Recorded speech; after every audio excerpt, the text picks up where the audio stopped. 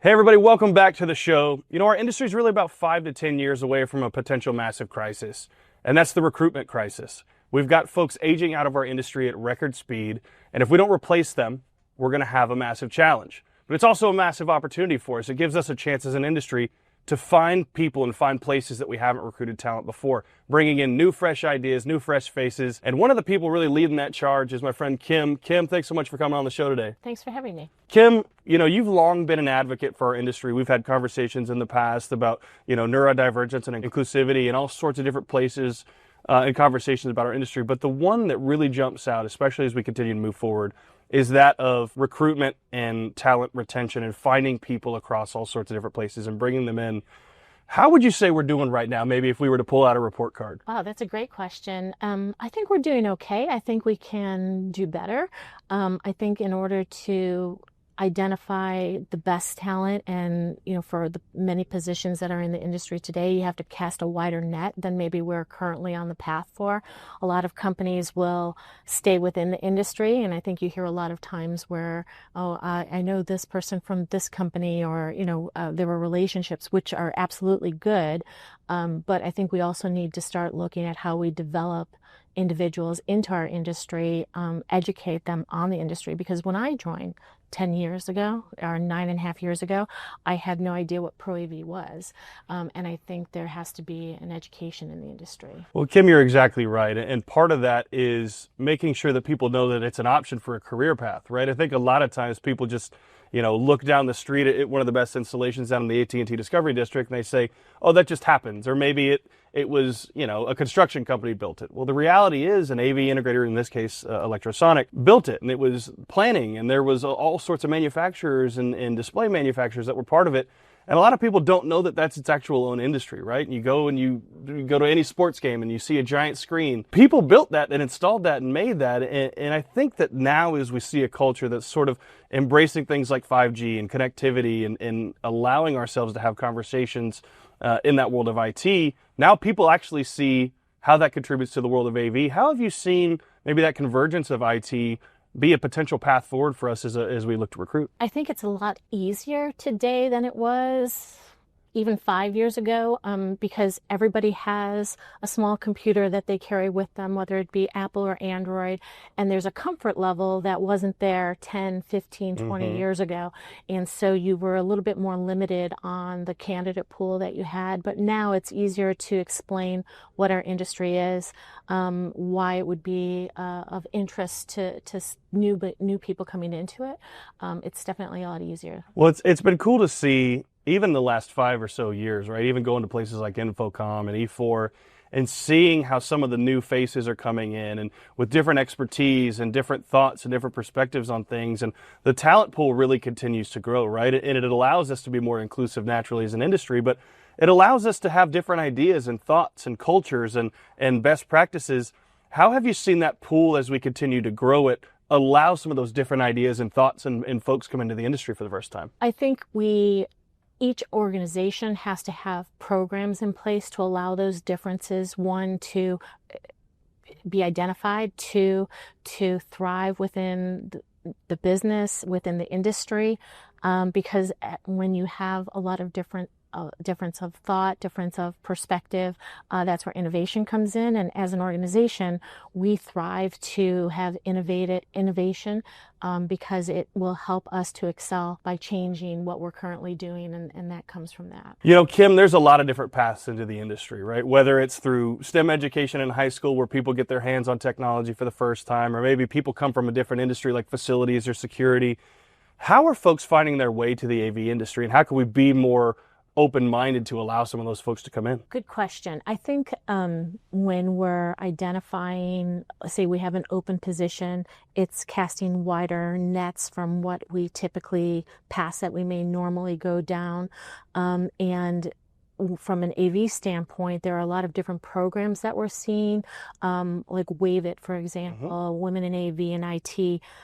We've partnered with them in the past in their mentorship programs, and it's fantastic to bring internship programs, bring an intern in, get them introduced to the industry. They love it, and then bring them into a direct role after their internship is done. And organizations like that are trying to identify talent outside of the talent we typically work with. As well, I think creating different mentorship programs is enticing to people considering an industry. We do a lot of different events tied to working with universities, working with trade schools to educate them on who we are, so that those individuals will consider us as an industry. When I first started, I think I mentioned 10 years ago, we didn't have programs in place. And one of the things that we did was we started a program specific to AV to bring young women into the industry just to consider it as an option. And so we did a program where it was like an 8-week program just to educate them on who we were, what we did. And it was always really interesting to see people go, well, I didn't know this even existed. This is fascinating. And then to let them go into InfoComm or any of our trade events to see the many different aspects of the industry. And I think that's what we need to do, constantly educate. And with the VIC side, they have different scholarship opportunities available to students who might consider it, and I think that's a fantastic way to also get people to consider it. Well, you mentioned Wave It. Big shout out to Brandy and the crew over there. We love getting to work with those folks. We've had the opportunity to do it in the past. One thing you talked about was the idea of mentorship, right? And I think that one of the things maybe that technology has done a little bit is it's decreased the reliance on the apprenticeship style mentorship, right? So less I'm trying to learn the industry from this person, and more. And again, going back to Brandy, more talking about the industry, talking about best practices at trade shows, talking about how different people can thrive in different ways. How have you seen that role of mentorship in our industry evolve, maybe with that in mind? It has evolved, and Avixa also has a mentorship program. And then for our organization, we have a mentorship program as well. So when people do come in, whether they be an intern or a new employee, we partner them so that they're familiar or they have a resource to answer questions that maybe they wouldn't normally go to somebody like their boss because they're nervous about that. So mentorship is a huge opportunity. I currently sit on a board of an organization that is specific to mentorship, and it partners individuals who are just looking for guidance. But that organization takes individuals who are looking for mentors who are looking to give back, and partners them.